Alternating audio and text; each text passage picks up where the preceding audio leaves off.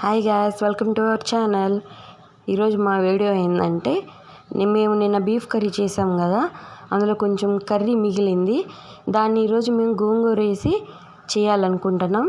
దాన్ని ఫస్ట్ గోంగూర ఉల్చుకొని నీట్గా 3-4 టైమ్స్ కడిగి పక్కన పెట్టాను. దాన్ని అంటే వండే డేషాలో పెట్టి ఒక ఫుల్ టమాటో, ఒక ఫుల్ ఆనియన్ వేసాను. అందులో కొంచెం పసుపు, కొంచెం కారం వేయండి, ఎందుకంటే ఆల్రెడీ కర్రీలో ఉంటుంది. కొంచెం వేసి ఆయిల్ వేయాలి. ఆయిల్ వేసాక గ్రీన్ చిల్లీ వేయాలి. రెండు చాలు, ఎక్కువ వద్దు.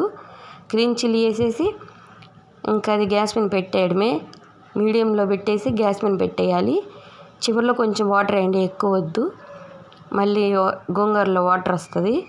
అందుకని కొంచెం చాలు. కొంచెం ఉడికాక తిప్పుకోండి గ్యాస్, ఎందుకంటే పైన కారం ఉంటుంది. కొంచెం తిప్పుకోవాలి.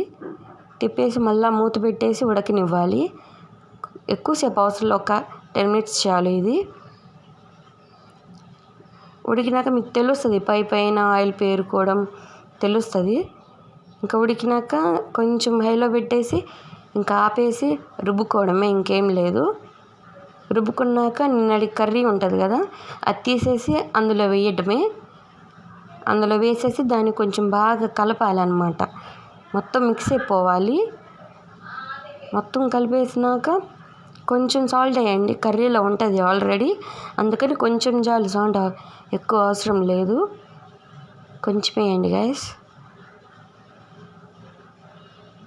ఇంకా మొత్తం తిప్పేసి మళ్ళీ కొంచెం గ్యాస్ వెలిగియండి, ఎందుకంటే కొంచెం ఉడకాలి. మళ్ళీ కర్రీ వేసినాక కొంచెం ఎక్కువ అవసరం లేదు, ఒక్క 1 minute చాలు. ఉడికినాక కొంచెం వాటర్ వేస్తున్నాను మళ్ళా.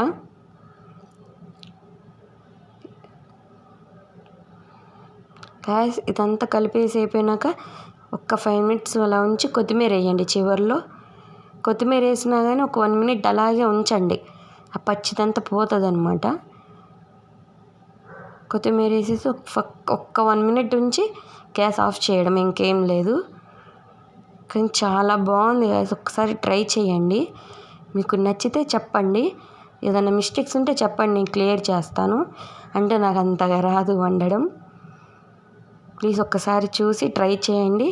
మా ఛానల్ని సబ్స్క్రైబ్ చేయండి, లైక్ చేయండి, షేర్ చేయండి గైస్. ప్లీజ్ ఎలా ఉందో కమెంట్లో చెప్పండి. మాకు కొంచెం మీ సపోర్ట్ కావాలి. ప్లీజ్ నాకు మా ఆయనకి సపోర్ట్ చేయండి. Bye guys.